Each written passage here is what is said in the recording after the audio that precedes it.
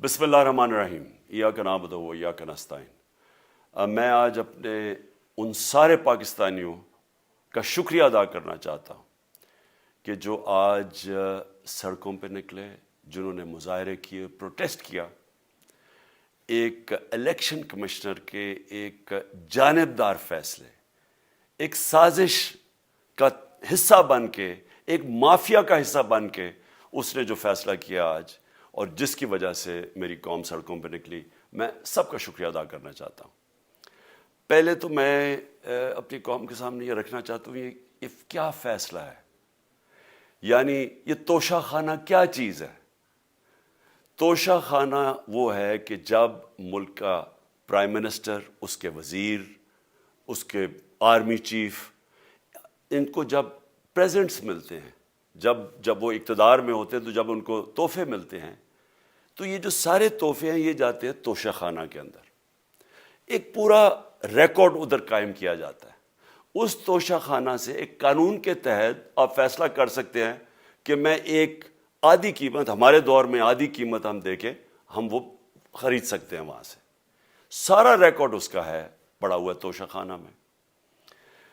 تو یہ جو کیس اس نے کیا ہے، یہ جو کیس کے اوپر فیصلہ دیا ہے، میں آپ ساری قوم کے سامنے اب یہ کہنا چاہتا ہوں کہ جب بھی، اور انشاءاللہ ہم اب جا رہے ہیں عدالت میں آج سب کے سامنے کہنا چاہتا ہوں کہ یہ عدالت کے اندر کیس جائے گا اور اس میں ایک چیز غیر قانونی نہیں نکلے گی، کیونکہ سارا ریکارڈ اویلیبل ہے۔ اور جنہوں نے قانون توڑا ہے، توشہ خانہ کا قانون کس نے توڑا ہے؟ آصف زرداری نے اور نواز شریف نے۔ کیسے توڑا ہے؟ انہوں نے 4 مہنگی گاڑیاں اس توشہ خانہ سے نکالی ہے۔ قانون یہ کہتا ہے کہ آپ گاڑیاں نہیں نکال سکتے، مجھے بھی ملی تھی۔ تو ان کے کیس تو سنے نہیں، ان کے 10 سال سے کیس پڑے ہوئے جو انہوں نے یہ گاڑیاں غیر قانونی طور پہ نکالی تھی۔ اور وہ جو کہ سارے میرے وکیل نے آج قوم کے سامنے بتایا کہ سارا ریکارڈ اویلیبل ہے، اس کے اوپر اس نے یہ فیصلہ کیا۔ تو پہلے تو ہم جائیں گے انشاءاللہ عدالت میں، لیکن میں اس الیکشن کمیشنر کے اوپر اپنی قوم کے سامنے اس کا ذرا اصلیت رکھنا چاہتا ہوں۔ یہ وہ آدمی ہے جو پچھلے 2.5 سال سے ہمارے خلاف فیصلے دے رہا ہے۔ 8 یا 9 دفعہ اس نے ہمارے خلاف فیصلہ دیا، ہم عدالت میں گئے اور عدالت نے اس کے فیصلے اوور ٹرن کر کے ہمارے حق میں فیصلے دیے، کیونکہ اس کے جو فیصلے تھے وہ غیر جانبدار نہیں تھے۔ ہم EVM مشینز کے اوپر کوشش کرتے رہے کہ اس ملک میں صاف اور شفاف الیکشن ہو، 2 سال کوشش کرتے رہے۔ اس الیکشن کمیشن نے پیپلز پارٹی اور نون لیگ کے ساتھ مل کے وہ نہیں ہونے دیا۔ ہم نے عدالت میں گئے کہ جو سینٹ کے اندر پیسہ چلتا ہے، سینٹ کے الیکشنز کے اندر، کہ وہ ووٹ ویریفائبل ہونی چاہیے، یعنی لوگوں کو پتہ ہونا چاہیے کہ آپ کے MP کدھر ووٹ ڈال رہے ہیں۔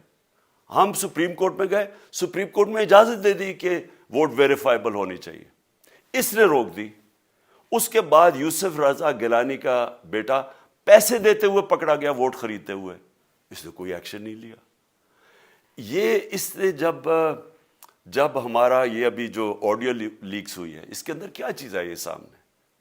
آڈیو لیکس میں یہ سامنے آئی کہ نون لیگ کے ساتھ بیٹھ کے یہ فیصلے کر رہا تھا کہ کون سے حلقے ہمارے کمزور ہیں اور کدھر PDM کی ووٹ جو تھی ہمارے حلقوں سے دگنی تھی۔ اس نے ان کے ساتھ بیٹھ کے فیصلے کیے۔ یہ جو ابھی حال ہی میں الیکشن ہوئے ہیں، اسی الیکشن کمیشن نے، اس نے پہلے بھی جب پنجاب کے بائی الیکشن ہوئے تب بھی پوری الیکشن کمیشن کی مشینری نے ان کی مدد کی، اور اس کے گورنمنٹ بھی پنجاب میں انہی کی تھی، گورنمنٹ کی مشینری نے بھی پوری مدد کی۔ اس کے باوجود دونوں دفعہ یہ الیکشن ہار گئے، اور الیکشن اس لیے ہارے کہ پاکستان کی قوم ان کو ریجیکٹ کر بیٹھی ہے، اور اللہ کا شکر ادا کرتا ہمارے ساتھ کھڑی ہے۔ جب ہماری گورنمنٹ گئی تب سے یہ مافیا کوشش کر رہا ہے کہ تحریک انصاف کو ختم کرنے کی۔ پہلے تو انہوں نے گورنمنٹ گرائی بیرونی سازش، پھر انہوں نے کروڑ روپیہ خرچ کیا، 20 یا 25 کروڑ روپے کی ووٹیں خریدی، لوگوں کو لوٹا بنایا، ہماری گورنمنٹ گرائی۔ اس کے بعد جب ہم نے مظاہرہ کیا، پرامن مظاہرہ، آئین اور قانون میں رہتے ہوئے، ہمیں آئین اجازت دیتا ہے پرامن احتجاج کرنے کی، ہم نے پرامن احتجاج کرنا تھا۔ انہوں نے جس طرح ایک بیرونی جو آج بھی وہ سائفر اویلیبل ہے جس میں واضح ہے کہ ان کو باہر سے مل کے انہوں نے ایک گورنمنٹ گرائی تھی. سب کو پتہ ہے سندھ ہاؤس میں 20 25 کروڑ روپیہ چلا اور گورنمنٹ انہوں نے گرائی. اس کے اوپر مظاہرہ ہم نے کیا 25 مئی کو. انہوں نے جس طرح کا ظلم و تشدد کیا ہمارے اوپر, پاکستان کی تاریخ میں ایسے کبھی نہیں ہوا. عورتوں بچوں کے اوپر دیکھ رہے ہیں فیملیز, انہوں نے شیلنگ کی, گھروں میں گھس گئے رات میں, جو پنجاب پولیس کو انہوں نے استعمال کیا, اور انہوں نے سمجھا کہ پارٹی کراش ہو جائے گی. پھر بھی نہیں ہوئی. پنجاب کے بائی الیکشن ہار گئے. پھر انہوں نے میرے اوپر کیسز کرنے شروع کر دیے. کبھی عدالت میں ایک کیس ہوتا ہے, کوئی 24 FIR ہے میرے اوپر. دہشت گردی کا میرے پہ کیس کر دیا. کیا کیس تھا؟ ساری دنیا میں رپورٹ ہوا وہ کیس. کیس کیا ہے کہ عمران خان کہہ رہا ہے کہ ریمانڈ پہ بھیجنے کے لیے ایک جس کے اوپر تشدد ہوا ہے, کسٹوڈیل ٹارچر ہوئی ہے شہباز گل کو, کہ ہم قانونی کارروائی کریں گے, اس کے اوپر دہشت گردی کا کیس کر دیا. تو پوری کوشش کرتے رہے نہ کسی طرح اس کو, کیونکہ میچ میں تو آپ کھیل نہیں سکتے تھے, تو عمران خان کو میچ سے نکال دو باہر. یہ شروع سے ان کی کوشش تھی. پتہ ان کو چل گیا کہ عوام آ گئی ہے کھڑی ہو ہمارے ساتھ. بڑے میں جلسے ہوئے ہیں, کبھی اتنے بڑے جلسے ہوئے ہی نہیں پاکستان میں. اور پھر یہ جو ابھی جو الیکشن ہوا ہے اس کے اندر پوری پلاننگ کرتے, ایک کینڈیڈیٹ کھڑا کر کے پھر بھی ہار گئے. تو یہ مجھے پہلے ہی پتا تھا کہ انہوں نے اس کا رزلٹ کیا آنا ہے.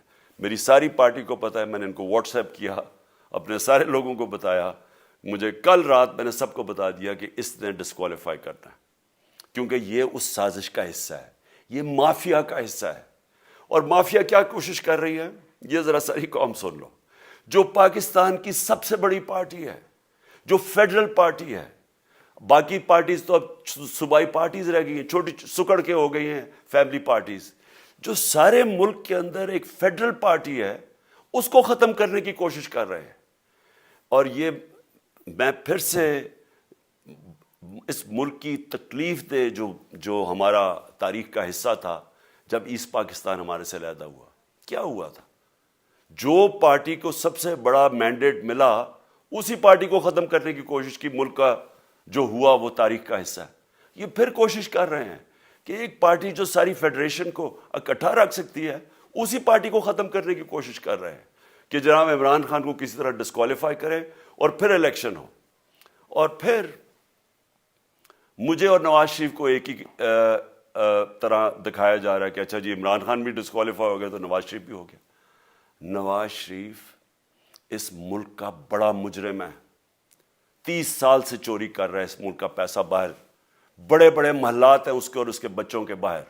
ایک رسید نہیں دکھا سکتا کہ پیسہ کدھر سے آیا. میں نے کرکٹ کھیلتا تھا تو میں نے ایک فلیٹ خریدا. میں تو پبلک آفس ہولڈر بھی نہیں تھا. 34-35 سال پہلے میں نے فلیٹ خریدا جب کرکٹ کھیلتا تھا. اس کے باوجود میں نے 8 مہینے عدالت کے اندر ایک ایک رسید بتائی کہ مجھے کدھر سے انکم آئی, کدھر سے آمدنی آئی, اور باہر سے حلال کے پیسے کی جو میں نے جو خرچہ جو خریدا فلیٹ, اس کو جب بیچا بینک کے تھرو پاکستان میں پیسہ لے کے آیا, اپنے ملک میں پیسہ لے کے آیا. اس کی بھی منی ٹریل تھی.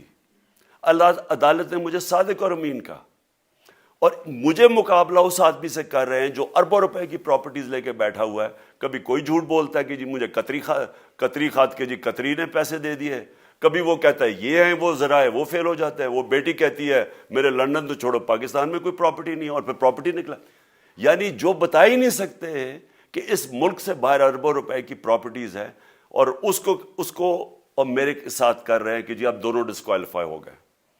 اور جو سب سے شرمناک چیز کیا ہے کہ جس آدمی کی ساری پراپرٹی سب پاکستان سب ڈکلیئرڈ اپنے نام پہ, اس کو ڈسکوالیفائی کر رہے ہیں, اور یعنی میچ سے باہر رکھنے کی کوشش کر رہے ہیں. اور کن کو اس ملک میں بچایا جا رہا ہے؟ اس ملک کے بڑے بڑے مجرم جن کے اوپر اربوں روپے کے کیسز ہیں, وہ آ کے پہلے تو ان کو سازش کے تحت ملک پہ بٹھایا جاتا ہے, پھر وہ قانون اسمبلی میں بیٹھ کے نیب کا قانون چینج کرتے ہیں اور 1100 ارب روپے اپنا معاف کروا لیتے ہیں. قوم جب نیچے پسی ہوئی ہے آج مہنگائی میں, بے روزگاری میں, 6 مہینے میں انہوں نے ملک کدھر سے کدھر پہنچا دیا ہے. آج دنیا کہہ رہی ہے کہ پاکستان قرضے نہیں اپنے واپس کر سکتا, ہمارے بانڈز کریش کر گئے ہیں, ہماری انڈسٹری نیچے جا رہی ہے, ہمارا فورن جو پاکستان میں ڈالرز آنے تھے ایکسپورٹس بھی نیچے جا رہی ہیں, ریمیٹنس بھی نیچے جا رہی ہے, ملک کی دولت کم ہو رہی ہے, گروتھ ریٹ نیچے چلی گئی ہے, کسان علیحدہ سڑکوں پہ نکلے ہوئے ہیں, ٹیکسٹائل انڈسٹری وہ 20% بند ہو گئی ہے. 6 مہینے میں وہ پاکستان کو یہاں لے کے آئے ہیں اور اپنے صرف پیسے بچا رہے ہیں, صرف آ کے اپنی چوری بچا رہے ہیں. اور جو آدمی 26 سال سے سٹرگل کر رہے ہیں اس ملک میں, قانون کی بالادستی ہو, انصاف ہو, احتساب ہو, اس کے اوپر کیسز کر رہے ہیں اس طرح کے, صرف اور صرف میرا منہ بند کرنے کے لیے. میں آج اپنی ساری قوم کے سامنے یہ آپ سب کے سامنے یہ وعدہ کرتا ہوں کہ میری جتنی بھی زندگی ہے وہ ان چوروں کا مقابلہ کرنے کے لیے. میں اس کو سیاست نہیں سمجھتا, میں اس کو جہاد سمجھتا ہوں. یہ جو مافیا بیٹھا ہوا ہے جس کا یہ حصہ ہے یہ الیکشن کمشنر, میں جب تک زندہ ہوں میں ان کا مقابلہ کروں گا. میں اپنے سارے آج جو پروٹیسٹرز بیٹھے ہیں, میں آپ سب کو آج پہلے تو شکریہ ادا کرتا ہوں. اب میں کہتا ہوں کہ اب آپ پروٹیسٹ ختم کر دیں. آج آپ پروٹیسٹ اب ختم کر دیں, کیونکہ لوگ اس وقت مشکل میں ہیں اور میں نہیں چاہتا کہ میری قوم مشکل میں ہو. لیکن آپ سب تیاری کریں.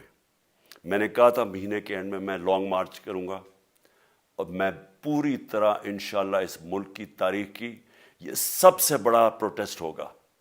اور یہ صرف لانگ مارچ پہ ختم نہیں ہوگا, یہ میری حقیقی آزادی کی تحریک چلتی رہے گی جب تک اس ملک کے اندر قانون کی بالادستی قائم نہیں ہوگی. اس طرح کے چور, اس طرح کے ڈاکو, اس طرح کے مافیا, اس طرح کا یہ کرپٹ الیکشن کمشنر, جب تک یہ بیٹھے ہیں میری یہ تحریک چلے گی. اور میں اپنی ساری قوم کو آج کہہ رہا ہوں کہ یہ ملک ایک فیصلہ کن موڑ پہ ہے. اگر ہم جو اللہ کا حکم ہے کہ ظلم اور ناانصافی کے سامنے کھڑے ہو, جہاد کرو, اللہ کا حکم ہے امر بالمعروف, اچھائی کے ساتھ کھڑے ہو اور اس طرح کے چوروں کے خلاف کھڑے ہو, جب تک ہم قوم اس فیصلہ کن وقت پہ اب جدوجہد کرنے کے لیے تیاری نہیں کریں گے, ہم ان چوروں سے اپنی جان نہیں چھڑا سکیں گے. جہاد اللہ نے ہمارے اوپر فرض اس لیے کیا ہے کہ جب ہم ظلم کا مقابلہ کرتے ہیں اپنی بہتری کرتے ہیں, ظلم کم ہو جاتا ہے. جب ہم اس طرح کی ناانصافی اور ظلم کے سامنے سر جھکاتے ہیں ہماری معاشرہ تباہ ہو جاتا ہے. جب معاشرہ اچھے اور برے کی تمیز ختم کرتا ہے, یہ چور جا کے ملک کا فیصلہ کرتے ہیں, وہ معاشرہ کو تباہ کر دیتے ہیں. ہم آج اس فیصلہ کن وقت پہ کھڑے ہیں. میں آپ کو کال دوں گا, پھر سے میں آپ کو کہوں, اور انشاءاللہ اس ملک کی تاریخ کی یہ سب سے بڑا مظاہرہ ہوگا, یہ سب سے بڑی پروٹیسٹ موومنٹ ہوگی, اور یہ رکے گی نہیں. اب یہ جب تک ہم اس ملک کو حقیقی طور پہ آزاد نہیں کرتے, یہ میری پروٹیسٹ موومنٹ اب چلتی رہے گی. پاکستان زندہ باد.